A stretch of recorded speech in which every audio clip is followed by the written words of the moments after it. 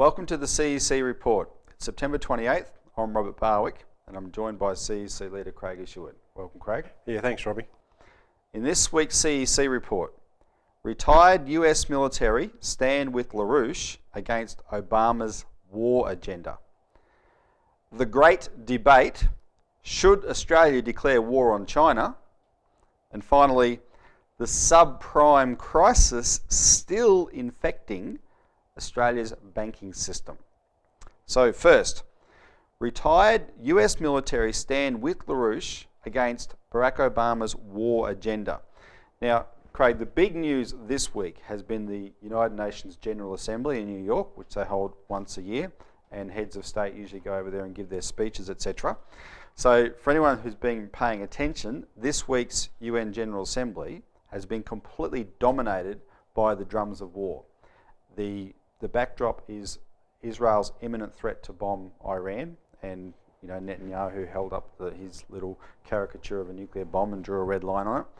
But if you look at the speeches that both Obama delivered and that Julia Gillard delivered, which would appear to me she was assigned to deliver to back Obama up, they were also on the same subject, right? And sort of laying down the ultimatums, if you will, that are going to justify this kind of war happening. And creating the climate for Australians, Robbie, because it's exactly. heavily reported on back here. Oh, well, that's the thing. The way the media reports it is, you really get the sense they zoom in on it and they emphasise it so people think, oh, well, this is going to happen. It's a fait accompli. Yeah, exactly. However, the real news for last week is the event that led into this UN General Assembly week, September 21, when retired military officials held a press conference with a representative of Lyndon LaRouche and a US congressman to put Barack Obama on notice that they plan to stop his drive for war. And specifically, this press conference was the work of US Congressman Walter Jones, who's a Republican from North Carolina. And Walter Jones has put forward a bill, or what's called House Concurrent Resolution 107. And what this does, it threatens Obama, but actually all future US presidents, that if they start wars without congressional approval, which is what is mandated under the Constitution, the Congress has to declare war, not the president. So if the president goes and starts a war, like Obama did in Libya, then he will be impeached. And future presidents, he or she will be impeached. That's what this resolution is about. I mean, it's important to stress, Robbie, that Obama is already impeachable on a number of accounts. Murdering US citizens using drones, the illegal war in Libya and so forth. So there's already predicates, but this is, in a sense, an escalation by Walter Jones to really put Obama on notice, because it's one of the few things that they can do to really point out to Americans and to Australians just how serious this threat is. Yeah, because they're responding to the timing of Obama's agenda, and hence the backdrop that we've already discussed. I just wanted to highlight some of the people at this press conference, Craig, so that viewers understand this was a very serious event. The speakers included Jeffrey Steinberg, the counterintelligence editor of Lyndon LaRouche's Executive Intelligence Review magazine that we're the agency for in Australia, Lieutenant Colonel Lawrence Wilkerson, who was the former Chief of Staff to General Colin Powell, and of course Powell was both the chairman of the Joint Chiefs of Staff when he was in the military, and he was George Bush's Secretary of State afterwards. Lieutenant Colonel Anthony Schaefer, who was one of the world's leading terrorism experts. In terms of other military, General Joseph P. Hoare, who's the former US Chief of Staff for the Army, he sent a letter of greeting to be read out at the event to show his support, and that he was as the highest ranking military person involved in this. And it also included Bruce Fine, who's the former Associate Deputy Attorney General of the United States under Ronald Reagan, and himself a specialist in constitutional and international law. And you got to think that the fact they took a public stand like this with LaRouche emphasises the deadly seriousness of the present situation. And essentially, people can look it up on our website. The video is there and the transcripts are there, but essentially all these experts warned that if Obama gets his way on Syria or Iran, exactly what we have been warning will happen. It will lead to a showdown with Russia and China, which will necessarily be nuclear. That's what they're warning to underscore the seriousness of what they're doing. So, Craig, what impact do you imagine this kind of event will have? It's already having it, Robbie, because as soon as I saw the press conference, I emailed it to about 50 people. Because what you see here is, and I really did like Bruce Fine's address, because here you have a rather, and a very interesting guy, because he represents actually what America is, not what we see down here. You hear these terms like the American Empire, the Imperial America and so forth, which is what Obama actually represents, is because he is a puppet of the British Empire. Well, just on that, it was interesting that Bruce Fine, who worked for Reagan, sounded almost left-wing compared to Obama's White House. And he made, he gave us a bit of a history lesson about what the founding fathers of America actually meant in this Constitution, because Obama's just walking all over it. There's always been the founding fathers have always put this very serious separation between the executive, like Obama, from the rest of the Congress, because it's always been the case that the executive wants more and more and more and more powers, and this is what you see happening right now with Obama.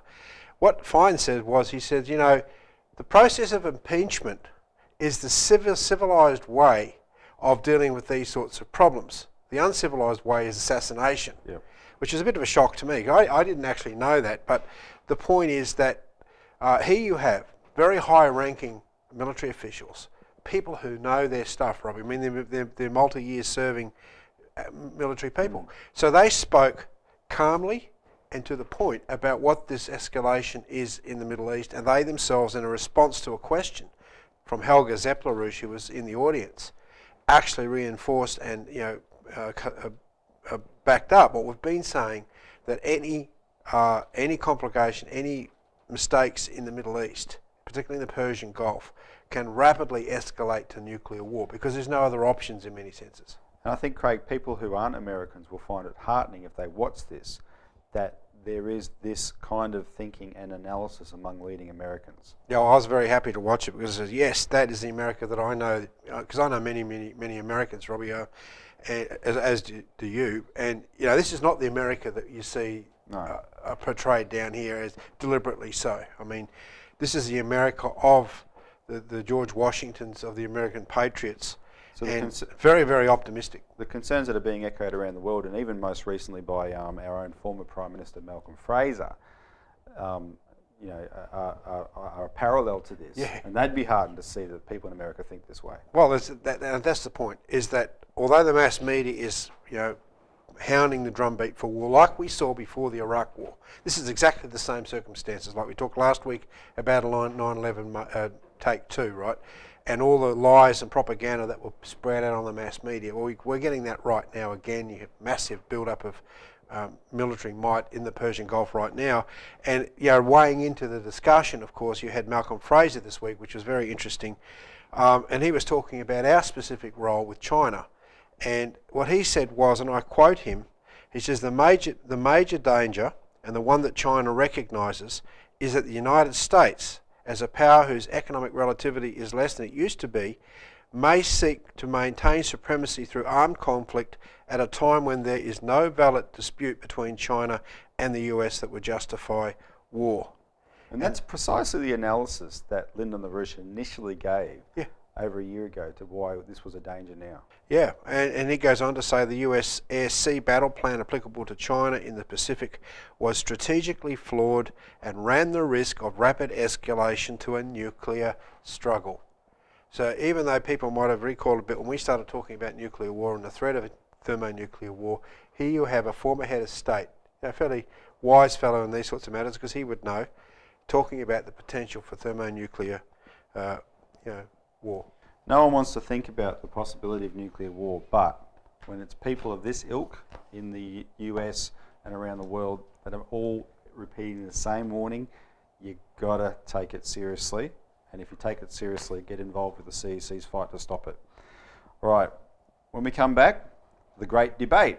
Should Australia declare war on China?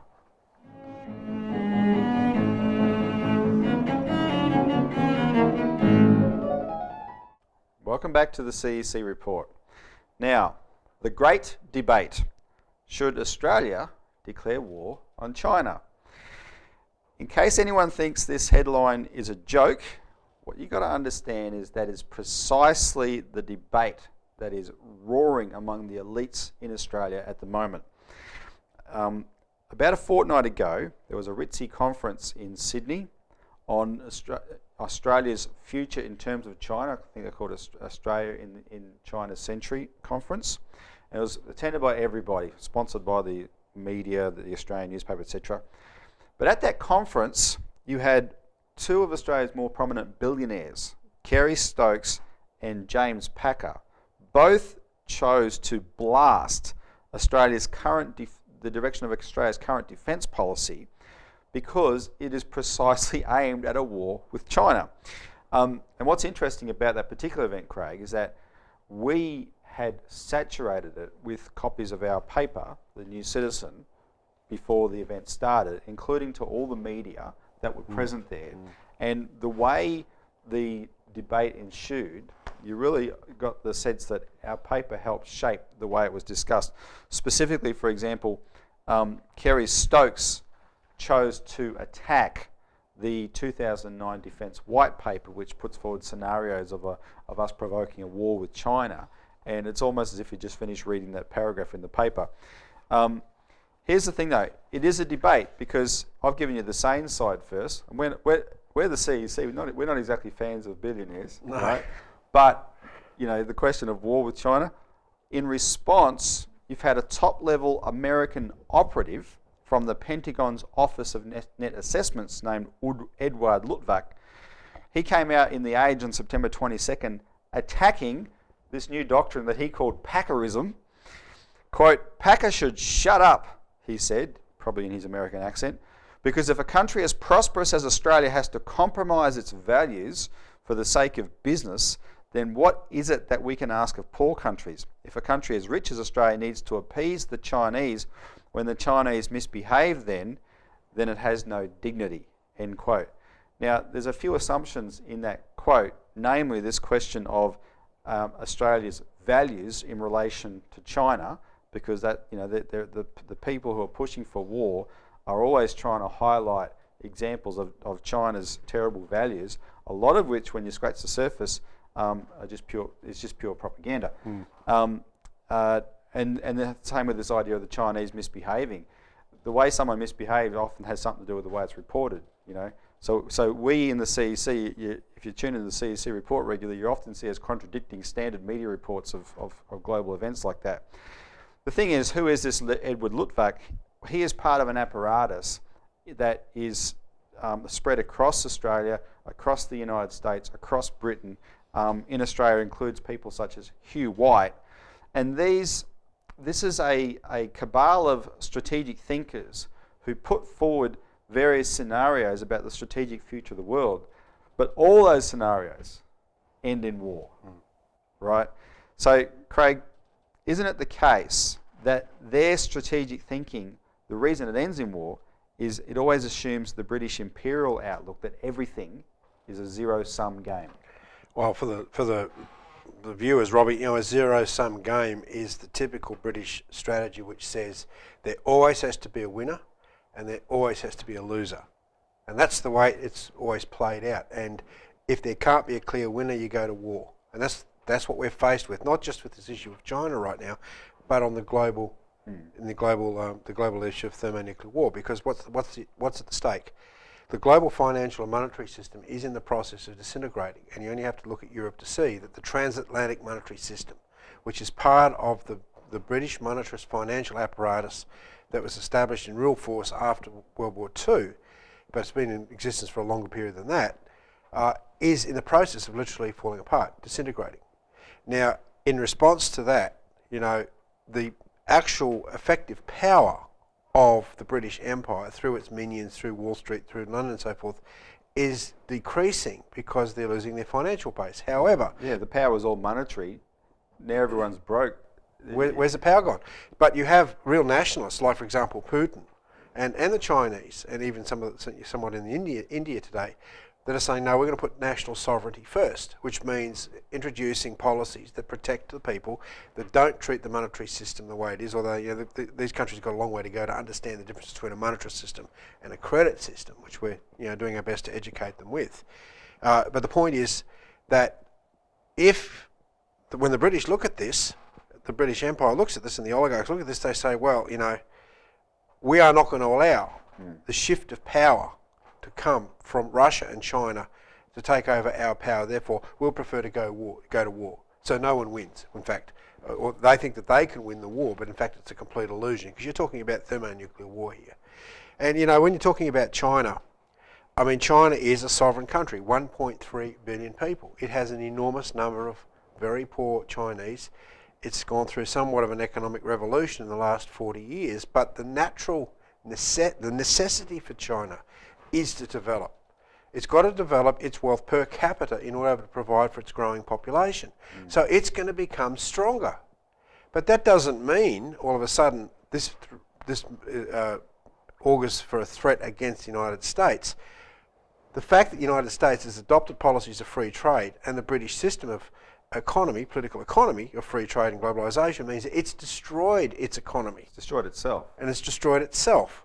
So consequently, what you see here is this, you might say an imbalance, but it's not really an imbalance, it's an adoption of a policy that's destroying them. Whereas China has a policy which is much more developed towards national sovereignty, the US has adopted policies that wreck its economies. And if America went back to its own roots and focused on its own development, such as the NAWAPA program, in the same spirit the Chinese are trying to do. Exactly, collaborate with China on it, both could win. Yes, a win-win situation, which is not the zero-sum game. But then, if it's a win-win situation, you don't have an oligarchy, a financial elite controlling the entire monetary system, because you couldn't do it and have a win-win situation. When Cheney was still the vice president under Bush, Lyndon LaRouche once delivered at a webcast what I thought was a particularly good line of analysis, where he said, the thing the British oligarchy fear the most is peace breaking out. Because if you have an extended period of peace, the potential for humanity across the globe to develop and move beyond any acceptance of oligarchism is enormous. And that's why these wars have to come back. And I think right now you've also got domestic politics involved in the Chinese situation, Rob. You've got a change of leadership at the highest levels, and consequently they've got their own internal political dynamics going on where they're trying to win support. And unfortunately, you can see how the nationalism card is being played with the various disputes in the areas around China. Now, I'm not going to give the Chinese leadership a big glowing star and a big tick. That's not the issue. It's not a measure of trying to work out if someone's good or bad. You have to look at what is the actual policy direction. And overall, China has been trying to deal with this problem of really developing its rather large impoverished population. Yep. All right. We'll leave that there. And when we come back, we're going to talk about the subprime crisis that actually never was supposed to exist in Australia.